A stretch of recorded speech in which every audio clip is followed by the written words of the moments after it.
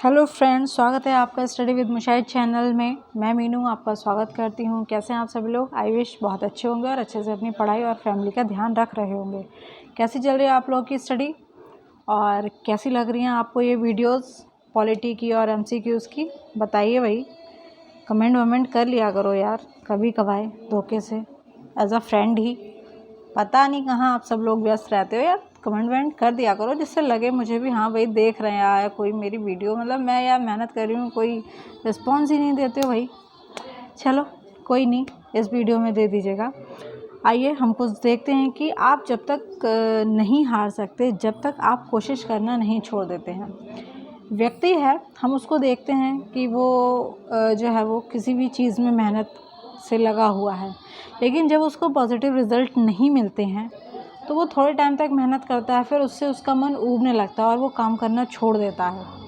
लेकिन वहाँ पर यदि वह काम करना ना छोड़े, ठीक, बल्कि उसी काम में लगा रहे, तो उसको, क्योंकि वो कहते हैं ना कश्ती किनारों पर ही डूबती है जाके अक्सर, तो वही चीज़ है कि हम हमेशा मेहनत वहीं पर छोड़ देते हैं जहाँ पे बस हमें थोड़ी सी और करनी होती है। ठीक, तो इस चीज़ को आप लोग ध्यान रखिए कि इस समय जो चीज़ें चल रही हैं, जिस तरीके से जॉब जो है वैकेंसी की स्थिति है, यही है कि बच्चे काफ़ी टाइम से मेहनत कर रहे हैं, लेकिन कुछ चीज़ें ऊपर नीचे हो जाती हैं। लॉकडाउन है, कहीं करप्शन है, कहीं कुछ है। लेकिन इन सब चीज़ों को माइंड में लेकर आप लोग हताश ना हो, परेशान ना हो, अपनी पढ़ाई पर पूरे से ध्यान रखिए, पूरे से फोकस रखिए।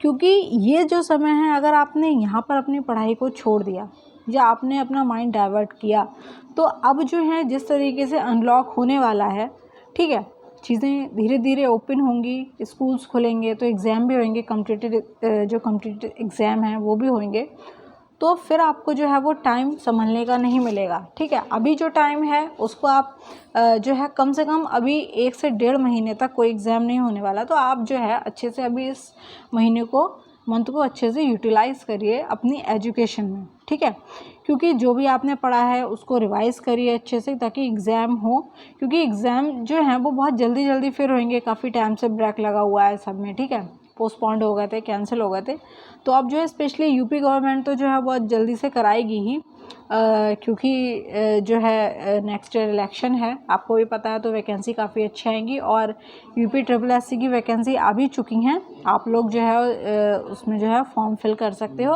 और अगर उससे रिलेटेड कोई भी इन्फॉर्मेशन चाहिए तो आप लोग कमेंट करिएगा, मैं उसके बारे में आपको डिटेल से एक वीडियो बनाकर बता देती हूँ। ठीक है, बाकी ये है कि जब तक आप खुद नहीं हारते या जब तक आप काम करना बंद नहीं करते, तब तक आप नहीं हारते हो। जिस दिन आप हताश हो जाते हो, काम करना बंद कर देते हो, उस दिन व्यक्ति हार जाता है। इसका मतलब ये है कि हमें अपने काम को कंटिन्यू करते रहना चाहिए। ठीक है, अपनी कोशिश से पीछे, अपनी मेहनत से पीछे नहीं हटना चाहिए। ठीक है, चलिए आइए आज हम देखते हैं एक नई यूनिट में, मॉडर्न हिस्ट्री में शुरू कर रही हूँ। ठीक, पॉलिटी में संविधान का विदेशी प्रभाव। ठीक, जो हमारा संविधान है उसमें जो है वो काफ़ी सारे उसके स्रोत रहे हैं।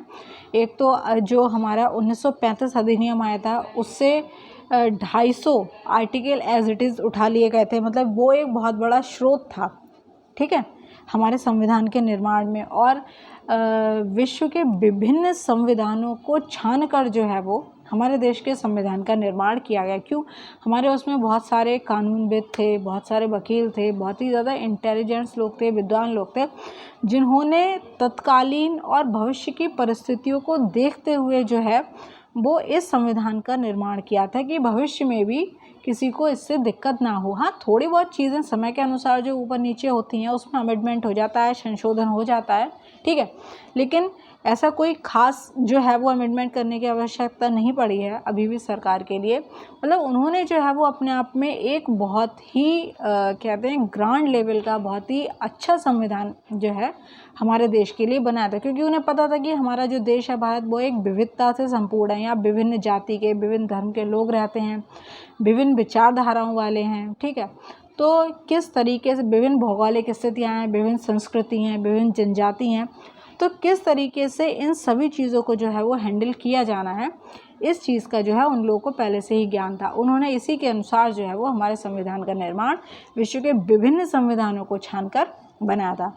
तो हम देखते हैं कि हमारे देश में जो संविधान की मुख्य चीज़ें हैं वो किस किस देश के संविधान से ली गई हैं। इसीलिए हम देखते हैं कि संविधान पर विदेशी प्रभाव। ठीक है, क्वेश्चन देखते हैं हम लोग अब। भारत के संविधान में उद्देशिका का विचार लिया गया है। उद्देशिका, ठीक, उद्देशिका किसे कहा गया? प्रस्तावना को। ठीक है, ऑप्शन ए इटली के संविधान से, ऑप्शन बी कनाडा के संविधान से, ऑप्शन सी फ्रांस के संविधान से, ऑप्शन डी यूएसए के संविधान से। इसका सही आंसर है ऑप्शन डी, यूएसए यानी कि अमेरिका के संविधान से लिया गया है। ठीक, लेकिन इसमें एक चीज़ और है, इसकी जो लैंग्वेज है, भाषा है उद्देशिका की, वो ऑस्ट्रेलिया के संविधान से ली गई है। ठीक है, इस चीज़ को ध्यान रखिएगा कि भारत के संविधान में उद्देशिका का विचार कहाँ से लिया गया है? अमेरिका यानी कि यूएसए के संविधान से। लेकिन अगर क्वेश्चन आपसे ये पूछ लेंगे कि उद्देशिका की भाषा जो है वो किस देश के संविधान से ली गई है, वो ऑस्ट्रेलिया के संविधान से ली गई है। ठीक है, नेक्स्ट क्वेश्चन देखते हैं हम लोग अब। भारतीय राजनीतिक व्यवस्था में इनमें से कौन सर्वोच्च है? ठीक है, ऑप्शन ए सर्वोच्च न्यायालय, ऑप्शन बी संविधान, ऑप्शन सी संसद, ऑप्शन डी धर्म। ठीक है, तो हमारे यहाँ जो है वो सर्वोच्च क्या है? ऑप्शन बी संविधान। क्यों? संविधान हमारे यहाँ सर्वोपरि है, जो भी काम होगा सारे जो है वो संविधान के अनुसार ही जो है वो होता है। ठीक, तो भारतीय राजनीतिक व्यवस्था में क्या है? संविधान सर्वोच्च है, यही हमारी राज्य व्यवस्था के स्वरूप और उद्देश्य का निर्धारण करता है। ठीक है, नेक्स्ट क्वेश्चन देखते हैं। भारत में न्यायिक पुनरीक्षीकरण की संकल्पना निम्नांकित देश के संविधान से ली गई है। इसे बोलते हैं जुडिशियल रिव्यू। ठीक है, जुडिशियल रिव्यू क्या होता है कि किसी तरीके का अगर कोई डिसीजन दे दिया गया किसी के भी द्वारा, ठीक है, कोर्ट के लिए ही या कुछ, तो अगर यह सरकार कोई निर्णय ले रही है, ठीक है, तो हमारे सुप्रीम कोर्ट यानी कि सर्वोच्च न्यायालय के पास ये अधिकार है।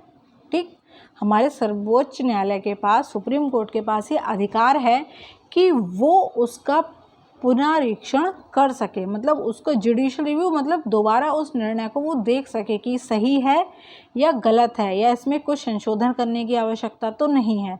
अगर वह गलत होता है, उसमें कुछ भी संशोधन की आवश्यकता होती है, तो वह सारी चीज़ें सुप्रीम कोर्ट कर सकती है। ठीक है, जुडिशियल रिव्यू। अगर आप लोगों को ना समझ में आया हो आप कमेंट करिएगा, मैं फिर से इसको बता दूंगी। ठीक है, इसमें ऑप्शन देखते हैं। Option A United Kingdom, option B संयुक्त राज्य America, option C USSR, option D Australia. इसका सही आंसर है ऑप्शन बी संयुक्त राज्य अमेरिका, यानी कि जुडिशियल रिव्यू यानी कि न्यायिक पुनरीक्षण की संकल्पना कहाँ से ली गई है? अमेरिका से। ठीक है, नेक्स्ट क्वेश्चन देखते हैं। भारत की संघात्मक व्यवस्था निम्नलिखित में से किस देश से संबंधित है? संघात्मक, संघ मतलब एक ढांचा, उसमें अंदर छोटे छोटे राज्य, जैसे कि भारत हमारा एक संघ राज्य है। ठीक है, उसमें विभिन्न प्रदेश हैं, मतलब राज्य जो हैं वो अपना शासन कर रहे हैं, लेकिन उन्हें संघ से अलग होने की व्यवस्था नहीं दी गई है। ठीक है, किस देश से संबंधित है? Option A Canada, option B United Kingdom, option C संयुक्त राज्य अमेरिका, ऑप्शन डी आयरलैंड। इसका सही आंसर है ऑप्शन ए कनाडा। ठीक है, भारतीय संघात्मक व्यवस्था है ये भारतीय संविधान में कनाडा के संविधान से ली गई है। नेक्स्ट क्वेश्चन देखते हैं। भारत के संविधान में सम्मिलित समवर्ती सूची किस देश से ली गई है? समवर्ती सूची। ठीक है, ऑप्शन ए सोवियत संघ, option B Australia, option C Italy, option D Canada. इसका सही आंसर है ऑप्शन बी ऑस्ट्रेलिया। ठीक है, ऑप्शन बी ऑस्ट्रेलिया। भारत का जो संविधान है इसमें 3 तरीके की सूची हैं। ठीक, राज्य सूची, संघ सूची, राज्य सूची और समवर्ती सूची। ठीक है, तो जो संघ सूची है उसमें संघ को जो कार्य करने हैं, जिस चीज़ की जिम्मेदारी है उसमें वो विषय है। राज्य सूची में राज्य के लिए जो कार्य करने हैं उसके विषय में बताया गया है। ठीक, और ये जो समवर्ती सूची है इसमें जो है वो संघ और राज्य दोनों के लिए दिया हुआ है। ठीक है, तो ये कहाँ से ली गई है? ऑस्ट्रेलिया से। इसमें केंद्र एवं राज्य दोनों को कानून बनाने का अधिकार होता है। ठीक है, नेक्स्ट क्वेश्चन देखते हैं। भारतीय संविधान में राज्य के नीति निर्देशक तत्वों की संकल्पना किस देश के संविधान पर आधारित है? ठीक है, राज्य के नीति निर्देशक तत्व, इनको डीपीएसपी भी बोलते हैं। Option A France, option B Ireland, option C Japan, option D USSR. आप लोग देख रहे होंगे कि यूएसएसआर क्या है, ये तब का जो है वो रशिया है। ठीक है, तब जो है वो रूस जो है पूरा एक उसमें था ग्रुप में। ठीक, तब इसको जो है वो यूएसएसआर बोलते थे। ठीक है, इस क्वेश्चन का सही आंसर है ऑप्शन बी आयरलैंड, यानी कि राज्य के नीति निर्देशक तत्व कहाँ से लिए गए हैं? आयरलैंड से। और ये संविधान के भाग 4 में अनुच्छेद 36 से 51 तक दिया गया है। ठीक है, नेक्स्ट देखते हैं। राज्यसभा के गठन में प्रतिभा, अनुभव एवं सेवा को प्रतिनिधित्व देने में भारतीय संविधान निर्माता निम्नांकित उदाहरण से प्रभावित हुए थे। ठीक, ऑप्शन ए आयरिश गणतंत्र, option B Canada, option C संयुक्त राज्य अमेरिका, ऑप्शन डी ऑस्ट्रेलिया। इसका सही आंसर क्या है? ऑप्शन ए आयरिश गणतंत्र। ठीक है, राज्यसभा के गठन से संबंधित चीज़ें हैं, कहाँ से ली गई हैं? आयरिश गणतंत्र यानी कि आयरलैंड से। ठीक है, भारतीय संविधान में मूल अधिकारों का विचार लिया गया है। मूल अधिकार, ये वैसे तो हमारा जो संविधान है वो पूरा ही बहुत ही इम्पोर्टेंट है, महत्वपूर्ण है। ठीक है, सॉरी, लेकिन इसमें जो है मूल अधिकार जो नागरिकों को दिए गए हैं ये भी अपने आप में बहुत इम्पॉर्टेंट हैं। ठीक है, ये कहाँ से लिए गए हैं? ऑप्शन ए ब्रिटेन के संविधान से, ऑप्शन बी आयरलैंड के संविधान से, ऑप्शन सी कनाडा के संविधान से, ऑप्शन डी अमेरिका के संविधान से। बता सकते हैं आप लोग? चलिए मैं ही बताती हूँ। इसका सही आंसर है ऑप्शन डी अमेरिका के संविधान से, यानी कि मूल अधिकारों को कहाँ से लिया गया है? ऑप्शन डी अमेरिका के संविधान से। ठीक है, लिखित संविधान का प्रारंभ किस देश से हुआ? किस देश से हुआ लिखित? भारत का भी संविधान लिखित है और भारत का जो संविधान है वो लिखित भी है और सबसे बड़ा भी है। मतलब सब विश्व का सबसे बड़ा और लिखित संविधान किसका है? भारत का। लेकिन सबसे पहले कहाँ लिखित संविधान था? Option A Japan, option B Bharat, option C Britain, option D America. इसका सही आंसर है ऑप्शन डी अमेरिका, यानी कि संयुक्त राज्य अमेरिका का जो संविधान है वो पहला पूर्ण लिखित संविधान है। ठीक है, ये विश्व का सबसे छोटा और लिखित संविधान है, सबसे छोटा भी है और लिखित भी है। ठीक है, इसमें मात्र 7 अनुच्छेद हैं, जबकि भारत में जो है वो 400+ में अनुच्छेद हैं। भारत के संविधान बड़े होने के कई कारण हैं। भारत की जो भौगोलिक स्थिति है अगर हम देखते हैं वो काफ़ी बड़ी है, उत्तर से दक्षिण, ठीक है, पूरब से पश्चिम। आप कश्मीर से कन्याकुमारी, इधर गुजरात से अरुणाचल प्रदेश आप देखेंगे।